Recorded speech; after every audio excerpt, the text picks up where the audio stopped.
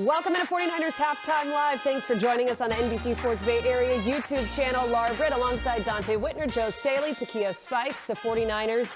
Jimmy Garoppolo finds George Kittle late in the first half, and the Niners go into half with an 11-point lead, 17-6 the score, as the 49ers at 6-6 look to overcome the Bengals at 7-5. And this is a big game for the 49ers and the Bengals when you look at the playoff picture. Although it's not a must-win, we talked in the pregame show about it being more of a morale win for the Niners. And in the first half, there are some things they can clean up, but the defense and the special teams seem to be in the zone. Yeah, and they all came to play, and even including the offense. They're trying to run the ball. They're not turning the football over. But that defense and special teams, I don't know what type of gunpowder they fed them.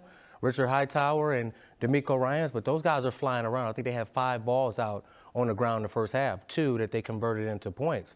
I like everything that the 49ers are doing right now. They have to stay consistent. I didn't like how they started to sloppily tackle towards the end of the second quarter, but if they can keep this up, they'll definitely be victorious. I'm so pumped with the way that special teams came out and really answered the bell this game. Last 2 weeks, they've really cost the team. And I know Coach Hightower really well, and he takes a ton of pride in how he coaches that group. And so I didn't want to be in those meetings when he was fired up the way I know he was fired up this week and coaching those guys, and they've really answered the bell. And Trent Sherfield, River Craycraft really getting the ball back for the defense, for the offense there. And then offensively, it's a slow start. They've only had 6 plays one time. That was a scoring drive. They haven't been able to get in their offense. Third down inefficiencies, again, coming back to kind of bite them in the butt the first quarter. But if they're able to continue to lean on that quick passing game, the running game, hopefully Kyle's able to take some shots downfield in the second half and open that up. Yeah, offensively, I thought they did a pretty good job. We haven't seen the explosive plays on the offensive side, and I was looking forward to that today, especially how Cincinnati's defense played last week. But I think the big thing is they have to continue running the football coming out in the second half, averaging over 6 yards per carry. Debo has over 8 yards per carry. And so when you see that type of success, that's very good to see. That means they're controlling the time of possession. And then also on the defensive side, give a big shout out to Azeez. Like, he is playing lights out, double-digit tackles, 3 tackles for loss. Mm-hmm. Joe, I'm reading your mind right now. And a sack. See, we're here, right? Yeah, we got it. So, he's really stepped into his role, and he's earned his role. And I saw Fred got nicked up a little bit before, but hopefully he'll be able to come back and they can pick up right where they left off, Joe. Are you going to buy his jersey, though? That's the big question. Close, Not but quite. I figured I probably wouldn't. Since I have 51, I'll just take a picture and tell him, hey, I got your jersey, dog. Really you don't even have to buy that thing. What are we talking about? One thing that I think is good to note, with Elijah Mitchell out, how would the 49ers handle that? How would they use Jeff Wilson and Deebo Samuel and George Kittle? Because we haven't been able to see the full effect of George Kittle and Deebo Samuel on display because Elijah Mitchell's been so good this season. Jeff Wilson is holding his own. But now you're starting to see the mismatch that Kyle Shanahan's creating for opposing defenses with Deebo Samuel and George Kittle both getting in the end zone. Yeah, mixing and matching the personnel. And we haven't seen Deebo run too many wide receiver routes. We saw him get the ball in the backfield, carry the rock, but we haven't seen him catch it. And you see how they're using George Kittle. They had one big throw where Von Bell held the arm. It could have potentially been a PI, but it was a big play for him. But I want Jimmy to put the ball out there a little more to Travis Benjamin. That's a huge play. Yeah. It was dialed up. It was drawn up. It was something that when you bring Travis Benjamin in the game, you only bring him in for 1 or 2 reasons. To clear out to get somebody else open or to go deep to throw him the ball. And that was a huge opportunity to put some points on the board. But other than that, I like the way that the 49ers are playing. It just seems like they've had ample amount of opportunities to put this team away. The penalty with the Jimmy Ward interception that got called back, it just seems like they can put them away earlier. You can't let this team hang around at home. Joe Burrow, he's going to come out with some urgency, throwing the ball in the second half, and you cannot, and I repeat again, you cannot put the rookies in single coverage versus these receivers. Keep the safeties over the top like you've been doing. Allow the front 4, Fred Warner and Azeez to run around and make the tackles, and you'll win this game. Yeah, with the 49ers today in Cincinnati, Joe, and with what their offense has been able to do, how important was it for River Craycraft to jump on the special teams early and get the fumble recovery, give it to the offense? They drive down the field. They don't get 7. They end up getting 3 with a Robbie Gould field goal. That's hard to say. But it's points on the board, and it's momentum in your favor. Yeah, and I think it's really important anytime you get a turnover to get the short field for an offense that came out struggling. Those first 3 and out, they came out trying to run the ball. What I liked was that Kyle shifted to more short passing game to try to open up the run.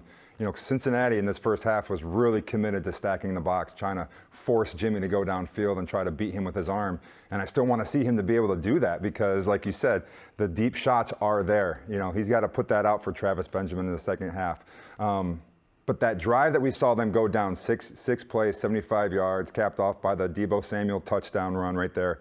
They were able to then have a lighter box, run between the tackles. We saw Jeff Wilson have some success there.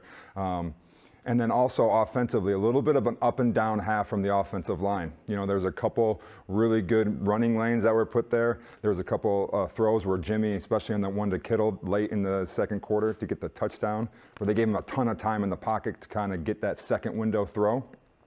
But inability to kind of pass off those twist games and that third down sack. Earlier, Laken Tomlinson and Trent Williams having an issue with the third down twist. You need to be able to give consistent protection for Jimmy so he can able to go downfield with some of those passes. They did clean it up a little bit later. I mean, in the second quarter, we saw him have a lot of time. It was just decision-making and maybe not finding his target. I loved Deebo Samuel, his touchdown run, his 27-yard touchdown run that gave them a 10-3 lead. Kind of gave me feelings of George Kittle. Tight-roping it last week a little bit? Yeah. Doing everything you can do? Yeah, you know, but I just think they're 2 different monsters. And I mean, with the type of talent that they bring, we talked about the mentality of Kittle, of him not refusing to go down after the first person get a chance to touch him. But it's contagious, and I think that's what we're seeing today. And these guys understand the importance of how this game is going to play out, and they also understand the importance of, man, we're coming to Cincinnati, and we can walk out of here with the win. That's huge for their playoff picture moving forward. Yeah, and it would do detrimental things to the Cincinnati Bengals, too. All right, some things to clean up. If you're in the locker room right now at the half, Donte, 2 things stand out to me. The 49ers' third down efficiency, which has been a struggle for them in all of the games that they've lost. They're 0 for 6 on third down. They also have not controlled the clock. 13:54 compared to the Bengals at 16:06. What are you cleaning up? What are you telling the team at half? Well, this is one of those games where you don't really need the whole offense to do a whole lot. You don't need Jimmy Garoppolo to do a whole lot. Just don't turn the football over. Play the field position game. On defense, stay out of those single coverages. Allow this light box, Fred Warner, Alziz, Armstead, these guys to run around, continue doing what they're doing. Do not allow them to pick on your rookie on the outside, Ambry Thomas. Keep the safeties over the top. And on special teams, keep hunting. This is what we expected from the 49ers, to pack the run offense, to pack the run defense, and the special teams. 2 turnovers on special teams, that equates to a win in the National Football League, probably 95% of the time. So the 49ers are on the right track. I don't think they have to make too many adjustments. Jawan Jennings, get rid of the penalties. Trent, get rid of the penalties. Ambry Thomas, when you hands to the face on the receiver, could have been an interception for Jimmy Ward. So if they get rid of the penalties, just clean up the small things, it's an easy win for them. Yeah, I think offensively going into the half, you just have to convert third downs. And this is where the Niners team is at their best, when they're able to convert third downs, stay on the field. So what does that mean? Be a little bit more efficient on first and second down to set yourself up for the third and shorts.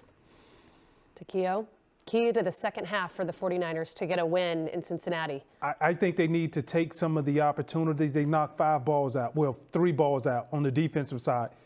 Now recover those fumbles, give the offense the ball back in good position so they can score, close the game out. Well, this crew is going to be back over on NBC Sports Bay Area immediately following the game for 49ers postgame live. The Niners with a 17-6 lead over the Bengals at the half.